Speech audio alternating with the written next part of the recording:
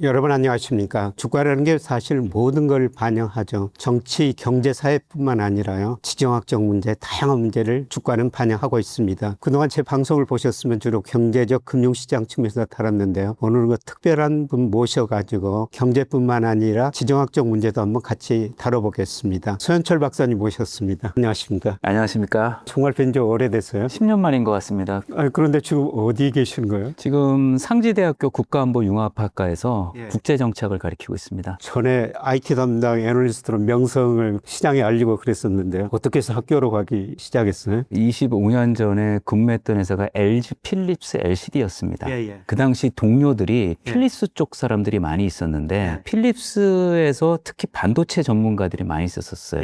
LCD가 기본 설계 구조가 메모리 반도체랑 똑같습니다. 그리고 LG 필립스 LCD는 원래 LG 반도체에서 스피노프 된 회사예요. 그래서 LG 반도체는 하이닉스로 넘어갔고 현대 반도체로 LCD만 이제 빠져서 네덜란드의 필립스랑 이제 합작사가 된 거죠. 거기서 필립스 쪽에 있는 그 네덜란드 분들이랑 같이 일을 하면서 그 당시 필립스 쪽에 있는 분들이 그러더라고요. 제가 영어 이름이 잔입니다. 잔. 세미컨덕터는 국방과 연결돼 있어. 딱 그러더라고요. 그래서 이 미국이 특히 반도체 크게 발전한 때가 언제였냐면 그들이 얘기하는 거는 베트남 전쟁 끝난 다음에 미국이 폭탄의 오발탄이 그렇게 많았습니다. 그래서 미국이 방꿨던 프로젝트가 뭐였냐면 미사일에 반도체를 본격적으로 탑재한 게 1980년대부터였었어요. 그래서 그 반도체의 발전은 미국 국방산업 발전과 연계돼 있다라는 걸 배웠고 제가 처음에 LG 필립스 LCD 일했을 때 저희의 주 타겟은 미국에 있는 군수 업체들이었습니다. 그래서 LCD 산업도 그렇고 반도체도 그렇고 스타트는 다 미국 국방성 프로젝트 시작이 된 겁니다. 그래서 그때부터 제가 국방 쪽에 관심을 많이 가졌죠. 물론 학부 전공이 제가 정치 외교이기도 했지만 반도체를 보면서 반도체는 그 무기라는 걸 그때부터 인식을 했고 박사 학위를 북한의 핵전략 갖고 박사학위를 받았습니다. 제목이 김정은 핵전략 변화 연구거든요. 박사학위를 받으면서 북한의 핵과 미사일, 우리나라 미국도 같이 공부를 하게 됐죠. 제가 이 국제정책을 가리키게 된 원인입니다. 그때 애널리스트 하실 때 제 기억에 나는 것은 LG 그 디스플레이 부회장도 만났고 그 미래를 천 거 이야기하는 게 그 인상 깊었었어요. 그 당시 이제 스마트폰이 막 나왔을 때였거든요. 그래서 저는 사실 개인적으로는 제가 젊었을 때 가장 좋아했던 사람이 스티브 잡스였습니다. 그리고 스티브 잡스가 스마트폰을 먼저 만든 게 아니고 원래는 노키아가 스마트폰을 만들었는데 네트워크 환경이 특히 와이파이가 미국에 쫙 깔리기 시작하면서 스티브 잡스가 스마트폰을 대중화시켰죠. 발명 자체는 노키아가 있는데 그거를 시장에 연결시켜가지고 대중화시킨 게 잡스였고 그 잡스의 영향에 따라서 OLED, 그다음 반도체가 새로운 시장이 열렸죠. 제가 30대 중후반에 가장 좋아했던 사람은 스티브 잡스였습니다. 지금도 좋아하시죠? 지금은 바뀌었습니다. 이제 저는 일론 머스크의 스페이스 X를 보면서 스타워즈를 보면 우주전쟁 기억나시죠? 그거를 구현이 가능하게끔 스페이스X가 만들었어요. 탄두가 있고 탄두를 쌓아 올리는 게 그 미사일이거든요. 탄도 미사일인데 그 탄도 미사일에 핵탄두를 쓰면 그게 미사일이 되는 거고 이거를 위성을 놓게 되면은 우주로 쏘는 건데 이게 미사일이 쏙 쏘면 이게 그대로 발사대로 쭉 옵니다. 이게 재사용 발사체인데 이거를 상용화를 해서 이미 작년에 34번을 사용을 했어요. 그래서 우주 여행이나 우주 발사 위성 비용이 확 떨어졌죠. 그게 꿈과 같은 얘기였는데 되더라고요. 그래서 이번에 상장에 대해서 뭐 이거 비싸다 말다 논란은 많은데 저는 뭐 밸류에이션은 사실은 시장이 유동성이랑 연결되어 있기 때문에 이건 좀 따져야 되는데 중요한 건 뭐냐 얘네들의 미래 이게 꿈이 아니고 현실이다. 왜냐하면 세계 최초의 민간 우주기업을 만들 때만 해도 망할 뻔했었어요. 2008년도에. 근데 극적으로 팔란티어라고 피터 틸이라고 기억나실 거예요.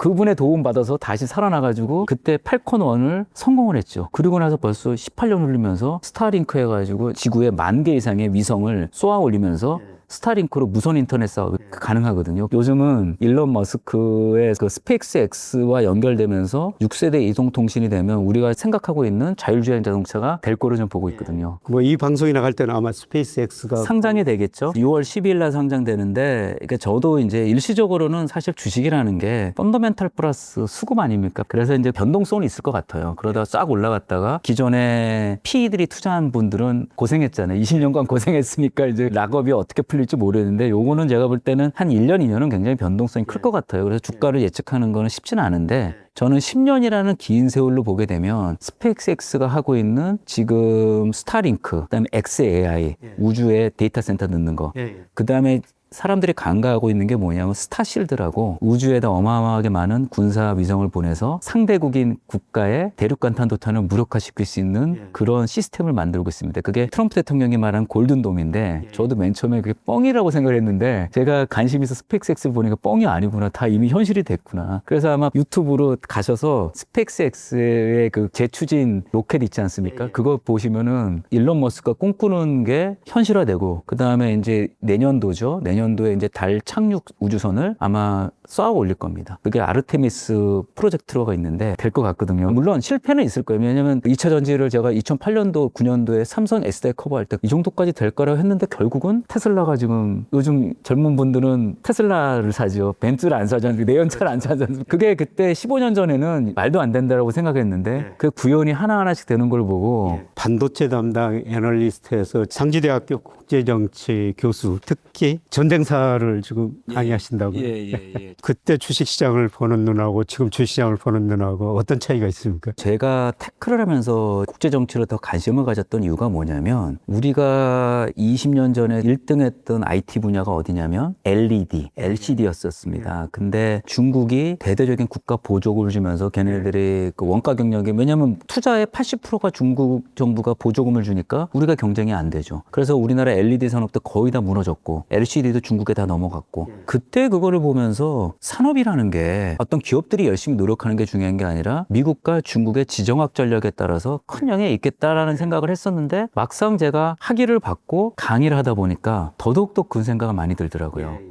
우리나라가 이게 강대국에 둘러싸여 있지 않습니까? 중국, 러시아, 일본. 특징이 뭐냐면은 역사 공부를 많이 시켜요. 그리고 국가 전략을 짤 때 최소한 30년을 보는데 우리나라는 5년도 안 보고 있지 않습니까? 교수님 경제학 박사시지만은 경제사 수업을 잘 안 가르치시잖아요. 학교마다 경제사 전공 교수가 별로 없어요. 제가 있었던 대학도 경제사를 전공하는 교수가 없었습니다. 저도 역사, 경제사가 참 중요하다고 생각하는데요. 경제 학설사마저 없고 경제사도 없었어요. 경제사가 되게 중요한 과목인데 경제학 교수들이 얼마나 많습니까? 근데 한 대학이면 경제학과 학생에 200명 뽑으면 경제사 교수 2-3명 있어야 된다고 생각하거든요. 근데 그 어떤 대학도 경제사 교수들을 거의 없더라고요. 그러다 보니까 대공황 때 왜 일어났는지 대공황을 연구를 하다 보면은 정확하진 않지만 그래도 역사의 흐름이라는 걸 잡을 수가 있는데 그런 그게 안 돼 있다는 거죠. 제가 제일 안타까운 게 뭐냐면 경제사 교육도 부족해, 역사 교육도 부족해. 그리고 저는 저희 아들이 수능을 뭐 처음 알았어요. 한국사가 절대평가라는 거를. 우리 때처럼 학력고사처럼 점수가 상대평가가 아닙니다. 우리나라가 점점 국력이 커지는데 갈수록 우리 때보다도 역사 교육이 안 되니까 우리가 전체적으로 과거에 뭐가 일어났는지 물론 과거대로 가지는 않습니다. 근데 아무리 돈을 많이 벌어도 인간의 본성은 크게 변하지는 않거든요. 근데 그거를 안 가르쳐 주다 보니까 큰 흐름을 우리가 놓치는 경우가 굉장히 많다. 그런 생각을 좀 많이 했죠. 대학에 있으면서 경제, 산학, 경제, 학설사 가르치는 교수가 없어가지고 아쉬웠었습니다. 자, 아까 LED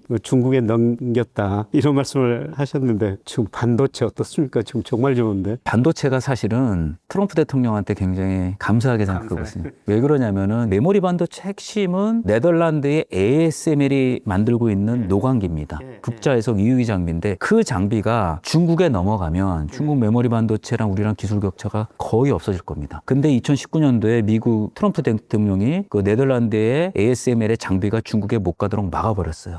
그래서 격차가 우리나라랑 있는 건데 결국 미국이 만약에 그거를 중국에 풀어주는 순간 우리나라 메모리 반도체 경쟁력은 확 줄 수밖에 없는 거죠. 현재 우리가 이렇게 엄청나게 좋은 이유도 물론 우리의 노력도 컸다라고 보지만 가장 중요한 필요 조건은 뭐였냐면 핵심 반도체 장비가 중국에 수출이 못 되면서 반도체를 지킬 수가 있었던 거죠. 저는 사실 10년 전에 우리 박사님 처음 만났을 때 제가 그때 걱정을 많이 했었어요. 네덜란드 장비가 막 중국에 수출했는데 이것도 LED처럼 될 수 있다, LCD처럼 될 수 있다는 우려를 많이 했는데 그때 이제 트럼프 대통령이 막으면서 미중 패권 경쟁에 수혜를 보면서 반도체가 이렇게 어마어마한 이익을 내게 된 근본적인 원인 중에 하나가 그겁니다, 사실. CXMT라고 디램 업체가 상장 예정이죠. 거기선가요? 그 노광장비 없이 반도체를 만들 수 있다 이런 언론 보도가 나오는데 레거시 노광 장비라고 하죠. 그래서 그거를 노광 장비를 몇 번 더 써서 레거시 반도체를 갖고 쓰게끔. 그래서 성능 자체는 당연히 우리나라 HBM보다 떨어지긴 하지만은 좀 놀라운 게 뭐냐면은 구형 노광 장비를 갖고도 성능을 뭐 한 70-80%까지 내니까 여기에 많이 놀라운 성과를 냈죠. 근데 이제 중요한 건 뭐냐면은 미국이 중국 반도체를 안 쓰려고 하고 있기 때문에 그게 이제 우리한테 수혜가 온 거죠. 만약에 트럼프 행정부라든지 미국 행정부가 중국 반도체에서 규제를 풀어주면 제가 봤을 때 우리나라 메모리 반도체도 어려움을 겪을 가능성이 크다. 근데 이제 다행인 건 뭐냐면 미국이 중국한테 그 풀어줄 가능성이 없기 때문에 그래서 우리가 이제 버티고 있는 거죠. 이런 의미에서 저 미중 전쟁사를 공부하셨으니까 미중 패권 전쟁이 어디로 갈 것인가 제가 이 분야에는 일천합니다만은 그래야 앨리슨 교수가 쓰는 애정된 전쟁 맞습니다. 미중이 이거 트키디에스 함정에 빠지지 않을까 그다음에 스티븐 노치가 쓴 우발적 충돌 이런 책을 제가 한번 읽어봤거든요. 예. 네, 그런 책 보면 그 시나리오가 무역 전쟁에서 기술 전쟁으로 갔다가 금융 전쟁으로 갔다가 무력 전쟁까지 갈 수 있다 이런 거 시나리오가 나오더라고요. 그럴 가능성이 사실 높죠. 왜냐하면은 투키티데스 함정은 간단한 게 이겁니다. 신흥국의 부상과 그에 따른 기존 패권국의 두려움입니다. 미국이 두려움을 딱 느낀 게 언제부터였냐면 2010년도에 중국의 GDP가 일본을 뛰어넘고 세계 2등이 됐습니다. 그리고 21년도인가가 미국 GDP의 70% 선까지 쫓아오면서 미국이 더 이상 중국을 자유무역을 하면 안 된다. 그거가 시작이 되면서 이제 앨리슨 교수가 낸 예정된 전쟁이 2017년도에 나왔거든요. 그때 마침 트럼프 대통령이 취임을 했을 때예요. 그래서 앨리슨이라든지 미국의 국제정치학자들이 계속 경고를 줬는데 사실 오바마 때 막았어야 되는데 오바마 때 영어로 표현하면 nothing to do 아무것도 안 했다. 그래서 트럼프 대통령이 그걸 지고 사실 집권을 한 거거든요. 그러고 나서 예전쟁 전쟁의 지침대로는 아니지만 중국에서 핵심 공급망에 있어서 미국이 이제 견제가 들어가기 시작한 거죠. 그게 수혜를 본 게 우리나라 메모리 반도체라는 거죠. 그래서 미중 패권 전쟁 앞으로 굉장히 관심 있게 지켜봐야 될 것 같은데요. 미국이 그 추구하는 거는 사실 G1이지 않습니까? 어떻게 가능한가요? 제가 봤을 때는 미국 국가안보 전략 보고서를 보면 중국과 전쟁한다는 얘기는 한마디도 없습니다. 억제를 하기 위해서는 미국이 무너졌던 제조업을 올려야 되고 미국이 가장 심각한 게 뭐냐면은 대만에서 전쟁을 억제하기 위해서는 미국의 해군력이 복원돼야 된다. 작년에 우리 관세 협상했을 때 마스가 프로젝트가 왜 나왔냐면 미군이 해양국가인데 미국이 조선 건조 능력이 전 세계 1%도 안 됩니다. 그거를 계속 미국이 방치를 한 거예요. 그러다 트럼프 대통령이 나타나면서 야 이거 뭐 한 거냐 그러면서 작년에 관세를 때리면서 한국과 일본을 통해서 우리가 조선업에 대한 기술력을 잃어버렸으니까 한국이 너희들이 와서 직접 지어달라는 SOS를 친 거죠. 그래서 아마 미중 패권 경쟁을 해야 되는데 미국이 사실은 반도체에 대한 설계 기술이 있는 거지 생산을 할 수 있는 역량이 완전히 무너진 거죠. 그래서 그 파트너로 누구 잡았냐면 1순위 한국, 2순위 일본으로 보고 있어요.